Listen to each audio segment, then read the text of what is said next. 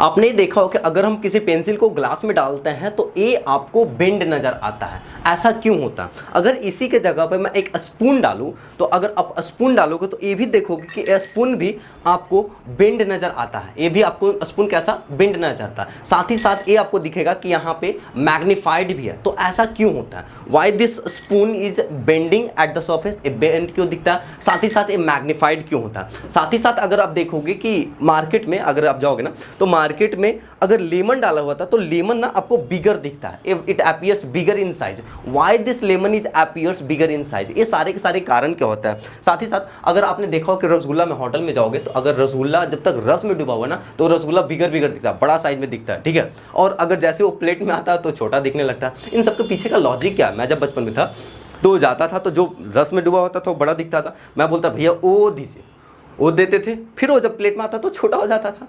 But actually में क्या रस में वो छोटा था कि बड़ा था? सर साइज सेम था बट रस में ना वो बड़ा बड़ा दिखता था, वो मैग्नीफाइड दिखता है। साथ ही साथ प्लेट में आता तो छोटा हो जाता। फिर आपने देखो कि स्विमिंग पूल में अगर आप तैरोगे ना तो स्विमिंग पूल में आपको जो लेग का साइज होता है ना वो लेग आपका छोटा दिखता है। मतलब आपका जो लेग होता है it appears smaller than the actual side. ऐसा क्यों होता है? फिर देखो स्विमिंग पूल का जो डेप्थ होता है ना वो एक्चुअल डेप्थ से कम हो दिखता है। Why the depth of the swimming pool appears less depth than the its actually it is. उसके जितना डेप्थ था उससे कम दिखता है। इन सबके पीछे का लॉजिक क्या है? फिर आप देखो कि तारे क्यों टिमटिमाते हैं सर, प्लैनेट्स क्यों नहीं टिमटिमाते हैं? फिर आप देखोगे कि क्या बोलते हैं जो डायमंड होता है वो चमकते इतना क्यों? Why the diamond sparkle too much, ये बहुत ज्यादा चमकते हैं। इन सबका पीछे का लॉजिक क्या है? Hello everyone, this is Nikhil Chauhan, welcome you all to practical पढ़ाई। आज के इस वीडियो में ना हम लोग बात करने वाले हैं रिफ्रैक्शन ऑफ लाइट के बारे में कि रिफ्रैक्शन ऑफ लाइट होता क्या है, इन सबके पीछे का लॉजिक क्या है। तो आइए देखते हैं। सबसे पहला जो टॉपिक है वो समझिएगा कि लाइट ऑलवेज, एक पहला पॉइंट जो आपने बचपन से पढ़ा होगा, 6-7 से पढ़ना स्टार्ट हो जाता है कि light always travel in the straight line. Light जो होता है ना वो हमेशा सीधी रेखा में चलता है। क्या ये सही है कि हाँ light always travel in the straight line? क्या लाइट हमेशा स्ट्रेट लाइन में चलती है कि नहीं चलती है? तो आइए देखते हैं। ये जो कहा गया ना सर कि light always travel in the straight line, ये बिल्कुल गलत स्टेटमेंट है। सर फिर सही क्या है? Light always travel in the straight line ये तभी सही है, इस पॉइंट को हम तभी बोल सकते हैं light always travel in straight line when the medium is same. When the medium is same, जब मीडियम क्या हो? सेम हो। अगर मीडियम सेम होगा तभी लाइट हमेशा स्ट्रेट लाइन में जाएगा, वरना वो स्ट्रेट लाइन में नहीं ट्रेवल करेगा। तो पहला पॉइंट क्या कि light always travel in the straight line, A wrong statement है। जब तक सर मीडियम सेम होता है ना तब तक लाइट एक सेम स्पीड से चलता है, लाइट अपने स्ट्रेट लाइन में चलता है। लेकिन जैसे ही मीडियम चेंज हो जाता है तो वो स्ट्रेट नहीं होता, वो अपने डायरेक्शन को क्या करता है? चेंज करता है। चलिए अब देखते हैं रिफ्रैक्शन ऑफ लाइट होता क्या। देखो सबसे पहले समझिएगा रिफ्रैक्शन ऑफ लाइट होता क्या। बोलता है the bending of light, light का क्या करना? बेंड करना, मतलब उसका डायरेक्शन क्या करना? चेंज करना। The bending of light when it passes from one transparent medium to another transparent medium. मतलब the bending of light, light को क्या करना? बेंड। लाइट ऐसे सीधा सीधा जा रही है, ठीक है, उसका बेंड करना। कब सर? जब एक transparent medium when it passes from one transparent medium to another transparent medium obliquely. ये पॉइंट याद है सर, क्या? लाइट का बेंड करना जब वो एक ट्रांसपेरेंट मीडियम से अनदर ट्रांसपेरेंट मीडियम जाता है। कैसे? ऑब्लिकली। ऑब्लिकली मतलब समझना, देखिएगा ये मान के चलिए ऊपर में हम लोग लेते हैं सर एयर, राइट। नीचे में हम लोग लेते हैं, ऊपर में सपोज कीजिए क्या हो गया आपका? एयर। नीचे में सपोज कीजिए आप लेते हैं क्या? वाटर। तो बोलता है कि जब भी लाइट एक ट्रांसपेरेंट मीडियम से अनदर ट्रांसपेरेंट मीडियम में जाता है तो वो अपने पाथ से क्या करता है? बेंड करता है। When the bending of light when it passes from one transparent medium to another transparent medium, एक ट्रांसपेरेंट मीडियम से अनदर दूसरे ट्रांसपेरेंट में जाता है तो वो बेंड करता है। कब? जब ये ऑब्लिकली जाता है, किसी एंगल पे जाता है। तो the bending of light when it passes from one transparent medium to another transparent medium obliquely. Obliquely मतलब क्या? कुछ एंगल बना करके, मतलब नॉर्मल से कुछ एंगल बना करके। नॉर्मल क्या होता है? सरफेस का जो परपेंडिकुलर होता है उसको हम लोग क्या बोलते हैं? नॉर्मल बोलते हैं। तो ये क्या हो गया सर? आपका नॉर्मल हो गया, राइट। तो ये नॉर्मल से कुछ एंगल बना करके अगर गिरता है तो अपने पाथ से क्या करता? बेंड करता है। अब समझिएगा, देखिए आराम से समझिए।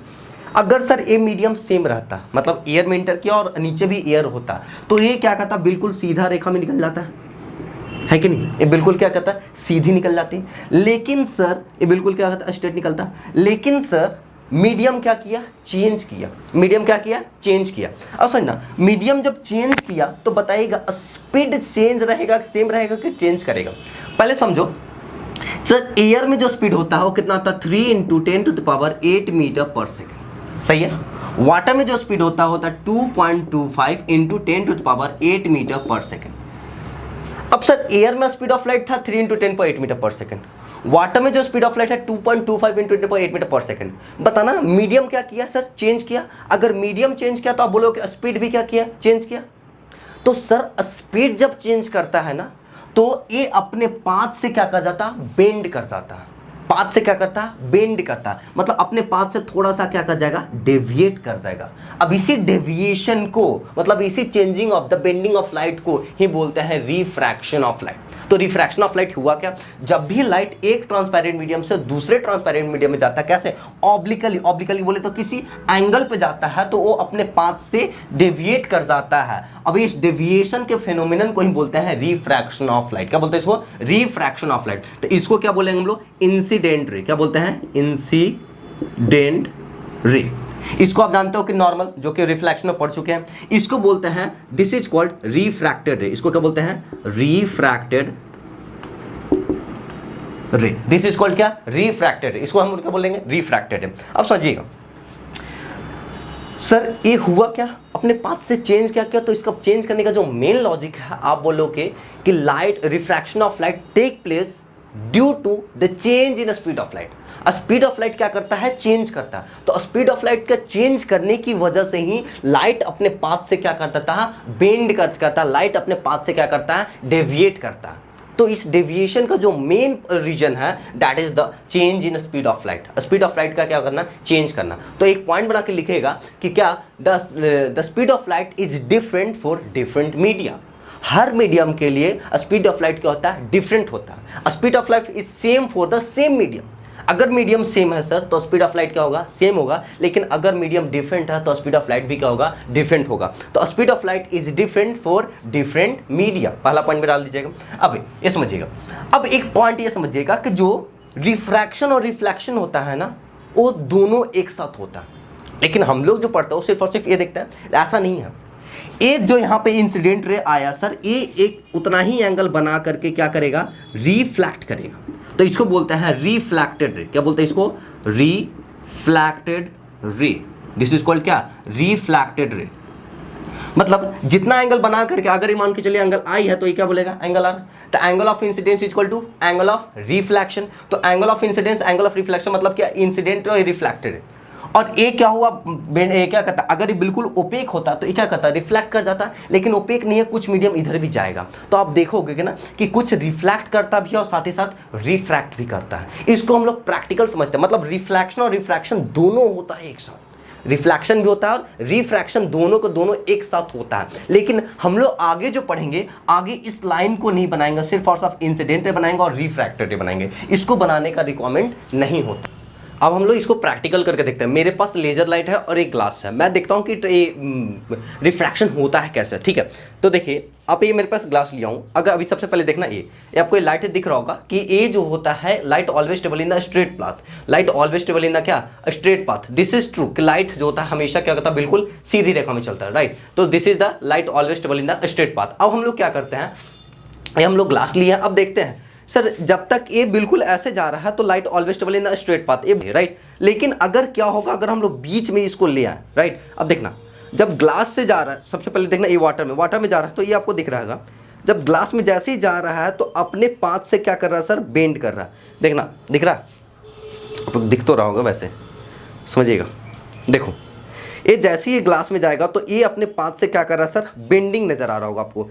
लुक कि लाइट जो होता है अपने पाथ से क्या करता है, बेंड कर रहा है। दिख रहा है कि लाइट हमेशा क्या करता है, अपने पाथ से बेंड करता है, ठीक है। अब ये पहला पॉइंट। दूसरा पॉइंट, अब देखो कि मेरे पास एक क्या है, प्रिज्म है। तो देखते हैं कि इसमें जो रिफ्रैक्शन और रिफ्लेक्शन दोनों आपको दिखेगा। सबसे पहले देखना, ये दिख रहा है, ठीक है, light always travel in straight path, ये तो सही है। अब सर जैसे ही हम लोग यहाँ पे एक प्रिज्म को लाते हैं, ये दिख रहा है, अगर प्रिज्म में डालते हैं तो देखना ये क्या होता है। ये आपको दिखेगा कि यहाँ पे दिख रहा है कि एक पाथ दिखना, एक पाथ आपको क्या दिख रहा है, कि दिख रहा है इधर। मैं लाइट ऑफ करता हूँ, फिर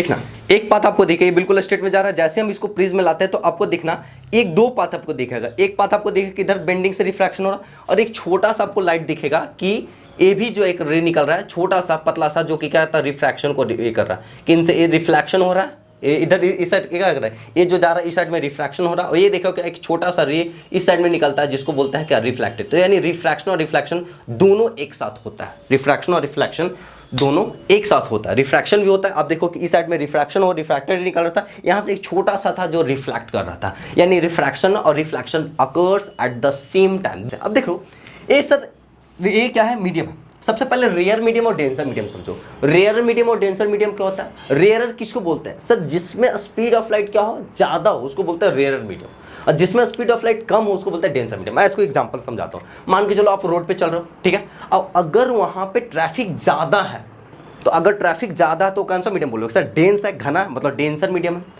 जहां पर ट्रैफिक ज्यादा आता बोले क्या कि सर डेंस है, यानी क्या डेंसर मीडियम है। तो भाई समझिए अगर डेंसर मीडियम है तो उसमें आपका स्पीड कम होगा कि ज्यादा होगा? आप एकदम उड़ा करके पार करोगे भाई सब धीरे धीरे धीरे स्लो, क्योंकि वहाँ पे ट्रैफिक ज़्यादा है। तो आप बोलोगे कि भाई कि जो आपका डेंसर मीडियम है, जहाँ पे ट्रैफिक ज़्यादा होगा तो डेंसर मीडियम में मेरा स्पीड क्या होगा, कम होगा। और जिसमें डेंसर मीडियम नहीं है, मतलब रेयर मीडियम है, खाली खाली है, तो वहाँ पे तो 180 का स्पीड में उड़ाओगे, ठीक है। लेकिन सर जहाँ पे डेंसर वहाँ पे स्पीड कम है, तो ऐसे ही होता है सेम कि सर जो डेंसर मीडियम होता है ना, वहाँ पे स्पीड जो होता है ऑफ लाइट वो क्या होता है, कम होता है, ठीक है। और जो रेयरर मीडियम है उसमें स्पीड ऑफ लाइट जो होता है वो क्या होता है, ज़्यादा होता है, वो क्या होता है, ज़्यादा। यानी डेंसर जहाँ पे घना स्पीड कम, रेयरर जहाँ पे क्या, रेयरर मतलब वहाँ पे ज़्यादा घना नहीं है, मतलब कम है, तो वहाँ पे स्पीड ऑफ लाइट क्या होगा, ज़्यादा। इसको समझिए। अब यहाँ से दो केस समझिए, हमको यहाँ पे 3 केस पढ़ना होता है। सबसे मिलेगा पहले कि जब ray of light rare medium से डेंसर मीडियम में जाएगा, ये सपोज छोड़ो एयर है और वाटर है, तो दोनों रिलेटिव टर्म होता है। एयर और वाटर में बताइएगा स्पीड ऑफ लाइट किस में ज़्यादा होगा? आप बोलोगे कि सर एयर में स्पीड ऑफ लाइट ज़्यादा होगा और वाटर में स्पीड ऑफ लाइट क्या कम है। तो जिसमें स्पीड ज़्यादा वो रेयर है, जिसमें स्पीड कम मतलब आपका स्पीड क्या होगा, कम होगा, मतलब वो ट्रैफिक ज़्यादा, मतलब कैसा, डेंसर मीडियम। तो क्या होगा जब रेयर मीडियम से डेंसर मीडियम जाएगा? तो अब देखिएगा अगर ये मीडियम सेम होता तो ये क्या करता, बिल्कुल सीधा निकल जाता सर। ये बिल्कुल आप बोलोगे कि सर ये जो होता अगर मीडियम क्या होता, सेम होता, तो ये क्या करता, बिल्कुल आपका सीधा लाइट निकल जाता, right. Light bill Ghosh light है, ये लाइट क्या करता, सीधा निकल जाता। बट मीडियम क्या है, चीज डिफरेंट है। अगर मीडियम डिफरेंट है तो स्पीड भी क्या करेगा, डिफरेंट होगा। तो जैसे रेयर से डेंसर मीडियम जाता है तो इट बेंड्स टुवर्ड्स नॉर्मल। एक इधर बेंड करता है, नॉर्मल की तरफ बेंड करता है। एक क्या है आपका normal, perpendicular to surface, that is called क्या, नॉर्मल। तो सब भी ray of light rare medium से डेंसर मीडियम में जाएगा तो इट बेंड्स, ये तो सीधा निकलता, लेकिन स्पीड चेंज होने की वजह से ये रेयर से डेंसर में ये टुवर्ड्स नॉर्मल बेंड करेगा। किधर बेंड करेगा, टुवर्ड्स नॉर्मल। तो इसको क्या बोले हम लोग, इसको बोलेंगे रिफ्लेक्टेड। दिस इज कॉल्ड क्या, रिफ्लेक्टेड, रिफ्लेक्टेड रे। सही है। अब एक बात समझना, इस एंगल को क्या बोलते हैं हम लोग, एंगल ऑफ इंसिडेंस। इस एंगल को क्या बोलेंगे हम लोग, एंगल ऑफ रिफ्रैक्शन। और बताना ये वाला एंगल है, इसको क्या बोलेंगे, इसको बोलता है डेल्टा, जिसको बोलते हैं एंगल ऑफ डेविएशन। इसको डेल्टा से डिनोट करते हैं ऐसा, ठीक है। इसको बोलता है एंगल ऑफ डेविएशन। क्या बोलते हैं इसको, एंगल ऑफ डेविएशन। अच्छा ये आपको याद नहीं होगा कि जब भी रेयरर से डेंसर में जाता है ना तो टुवर्ड्स नॉर्मल। इसको याद करने के लिए हम लोग एक ट्रिक बनाते हैं, तो देखिएगा ये ट्रिक याद रखिएगा। क्या कि जब भी ray of light rarer medium से डेंसर मीडियम में जाएगा तो ये टुवर्ड्स नॉर्मल होगा। तो मैं एक पॉइंट लिख रहा हूं, लिखो, रहने दो तुमसे ना हो पाएगा,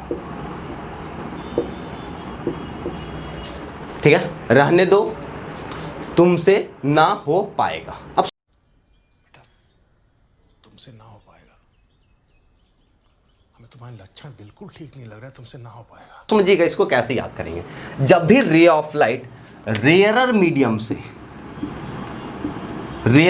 से क्या, रबी ray of light rarer medium से डी से डेंसर मीडियम में जाता है, जब भी ray of light rarer medium से डेंसर मीडियम जाता है तो इट बेंड्स टुवर्ड्स किधर, तो नॉर्मल के तरफ। क्या याद करने के लिए बोला कि जब भी ray of light rarer medium से डेंसर मीडियम जाएगा तो इट बेंड्स टुवर्ड्स नॉर्मल। किधर बेंड करेगा? नॉर्मल के तरफ बेंड करेगा, इट बेंड्स टुवर्ड्स नॉर्मल। तो यानी जब भी रे ऑफ लाइट रेयरर से डेंसर में जाएगा तो it bends towards normal, normal के तरफ बेंड करेगा। ठीक है, अब समझिएगा इस एंगल को बोलेंगे angle of incidence. Refracted ray, the angle between refracted ray and the normal is called क्या? Angle of refraction. तो ये एंगल क्या होगा? Angle of refraction.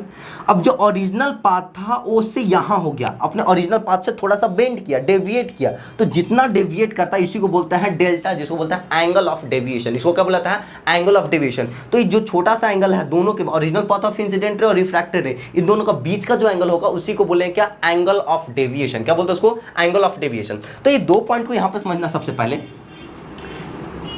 अब बताइए यहां पे एंगल ऑफ इंसिडेंस और एंगल ऑफ रिफ्रैक्शन में बड़ा कौन होगा?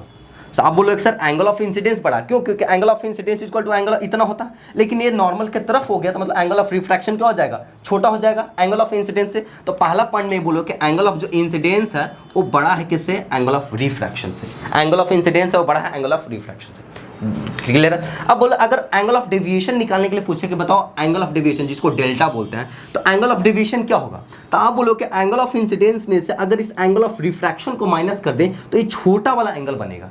अगर एंगल ऑफ इंसिडेंस इस वर्टिकल अपोजिट एंगल से ये दोनों एंगल इक्वल होता है जब ओरिजिनल पाथ होता है, लेकिन अगर एंगल ऑफ रिफ्रैक्शन को माइनस कर दे तो ये छोटा वाला एंगल बन जाएगा और इसी को क्या बोलता है? Angle of deviation. तो आप बोलोगे कि angle of deviation is equal to क्या होता है? ये होता है आपका angle of incidence minus angle of refraction. इसको बोलते हैं क्या?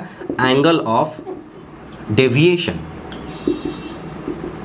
क्या बोलेंगे इसको? Angle of deviation. तो पहला केस है समझे सर कि जब भी ray of light rare medium से डेंसर में जाता है तो इट बेंड्स टुवर्ड्स नॉर्मल। इसके लिए आपको ट्रिक बता देगा, रहने दो, तुमसे ना हो पाएगा बेटा, तुमसे ना हो पाएगा। जब भी रे ऑफ लाइट डेंसर से रेयर जाएगा, डेंसर टू रेयरर, जब भी डेंसर से रेयरर मीडियम जाएगा, ये आप सपोज करो इधर ऊपर वाटर ले लेते हैं और नीचे क्या ले लेते हैं? एयर ले लेते हैं। वाटर कैसा मीडियम हो जाएगा? डेंसर मीडियम हो जाएगा। और एयर कैसा मीडियम हो जाएगा? रेयरर मीडियम होगा। तो ऑब्लिकली जाना चाहिए तभी हो सकता है, ऑब्लिकली बिना गया नहीं होगा। तो जब भी ये सपोज कीजिए ऑब्लिकली जाना चाहिए तो परपेंडिकुलर टू द सरफेस को हम लोग क्या बोलते हैं? This is called normal. तो ये आपका क्या हो गया सर? नॉर्मल हो गया। तो ये जब भी डेंसर से रेयरर मीडियम में जाएगा, जब भी डेंसर से रेयरर मीडियम जाएगा, इसको क्या बोले हम लोग? इसको बोलेंगे सर इंसिडेंट रे, IR। सही है? तो ये ओरिजिनल पाथ तो जाता बिल्कुल, अगर मीडियम क्या होता है सर? सेम। लेकिन मीडियम क्या है? चेंज कर रहा। मीडियम चेंज कर रहा मतलब स्पीड क्या करेगा? चेंज करेगा। तो स्पीड चेंज करेगा तो ये बेंड करेगा। पता ना, रेयरर से डेंसर जा रहा था टुवर्ड्स नॉर्मल बेंड कर रहा था, अब उल्टा है, डेंसर से रेयर जा रहा तो क्या करेगा? Away from the normal, it bends away from the normal. तो ये इधर ना जा करके इधर बेंड करेगा और इसको बोलेंगे हम लोग रिफ्रैक्टेड रे। रिफ्रैक्टेड रे, इसको क्या बोलेंगे? रिफ्रैक्टेड रे। अच्छा एक बात समझना, ये बड़ा वाला एंगल क्या हो जाएगा? ये बड़ा वाला एंगल बोलोगे आप sir refraction, refracted angle of refraction है। और ये जो छोटा वाला एंगल होगा, ये वाला एंगल, इसी को क्या बोलेंगे हम लोग? इस एंगल को बोलेंगे angle of deviation. Angle of deviation मतलब अपना ओरिजिनल पाथ से कितना? ये ओरिजिनल पाथ तो ये था, इधर से इधर डेविएट का मतलब एंगल ऑफ डेविएशन इतना है। ठीक है? अच्छा बताना इस केस में, और ये वाला एंगल को बोलेंगे एंगल ऑफ इंसिडेंस। अच्छा इस केस में बताइएगा, आपसे पूछा जाए कि एंगल ऑफ इंसिडेंस और एंगल ऑफ रिफ्रैक्शन दोनों में कौन बड़ा है, तो आप बोलोगे सर कि बेंड किया, अवे फ्रॉम द नॉर्मल गया। अगर अवे फ्रॉम द नॉर्मल गया तो एंगल ऑफ रिफ्रैक्शन क्या होगा? ज़्यादा होगा। तो एंगल ऑफ रिफ्रैक्शन क्या होगा? ज़्यादा। अगर पूछे कि एंगल ऑफ डेविएशन निकालो तो इसके लिए क्या करोगे? एंगल ऑफ डेविएशन जो होगा इक्वल होगा, कैसे? एंगल ऑफ रिफ्रैक्शन में से एंगल आई को क्या कर देंगे? माइनस कर देंगे। तो angle of refraction minus angle of incidence, sorry angle of incidence, angle of refraction minus angle of incidence. तो ये दो फॉर्मूला याद कर लीजिएगा। पहला कि एंगल ऑफ रिफ्रैक्शन इसमें क्या होगा? बड़ा कब डेंसर से रेयर जाएगा तब उस केस में। और सॉरी, अगर एंगल ऑफ डेविएशन पूछे तो एंगल ऑफ डेविएशन के लिए आप क्या बोलोगे? एंगल ऑफ रिफ्रैक्शन में से एंगल ऑफ इंसिडेंस को क्या कर देंगे? माइनस कर देंगे। अब थर्ड केस देखते हैं। केस नंबर, व्हेन रे ऑफ लाइट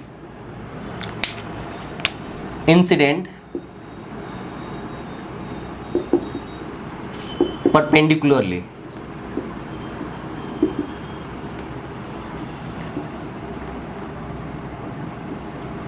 परपेंडिकुलर मतलब जानते हैं क्या? नॉर्मल। तो समझिएगा, ए सपोज कोई भी है, मान के चलिए एयर, और ये क्या है? वाटर। ए रेयरर मीडियम है और एक ऐसा मीडियम है डेंसर मीडियम है। अब देखो परपेंडिकुलरली में ना ऐसा कुछ नहीं होता, कोई भी मीडियम ले उससे कोई फर्क नहीं पड़ रहा। जब भी रे ऑफ लाइट परपेंडिकुलर गिरेगा, जब भी ray of light incident perpendicularly अगर नॉर्मल से ही इंसिडेंट करवाएंगे तो ए क्या करेगा, कोई रिफ्रैक्शन नहीं होगा, इट विल गोज स्ट्रेट, ए क्या कर जाएगा, सीधी रेखा में निकल जाएगा, ए क्या करेगा, सीधी रेखा में, it will goes straight, it will not bend from its path, ये अपने पाथ से बेंड नहीं करेगा। तो जब भी ray of light incidence perpendicularly it goes straight. तो इस केस में बताइएगा एंगल ऑफ इंसिडेंस कितना है, आप बोलोगे 0 डिग्री, एंगल ऑफ रिफ्रैक्शन कितना है, आप बोलोगे 0 डिग्री। तो बताना एंगल ऑफ डेविएशन भी कितना होगा, सर अपने पाथ से तो डेविएट ही नहीं किया, अगर अपने पाथ से डेविएट नहीं किया तो आप बोलोगे एंगल ऑफ डेविएशन क्या है, 0 डिग्री। तो सर इस केस में जो एंगल ऑफ डेविएशन या डेल्टा होगा इसको 0 बोलेंगे, इसको बोलते हैं क्या, angle of deviation, angle of deviation. तो इस केस में सर एंगल ऑफ डेविएशन क्या होगा, 0, angle of incidence 0, angle of refraction 0। 3 case पढ़े, पहला रेयरर से डेंसर मीडियम, जब रेयरर से डेंसर मीडियम में जाएगा तो it bends towards normal, denser से रेयर में तो क्या, अवे फ्रॉम द नॉर्मल, और तीसरा परपेंडिकुलर गिरेगा तो इट विल गोज स्ट्रेट, यहाँ पे कोई भी बेंडिंग नहीं होगा। ठीक है, तो आज इतना पढ़े हम लोग, नेक्स्ट क्लास में आगे हम लोग इसका इफेक्ट वगैरह पढ़ेंगे, फिर लॉज ऑफ रिफ्लेक्शन मिलेगा। मिलता है नेक्स्ट क्लास, तब तक के लिए bye bye, see you in the next video.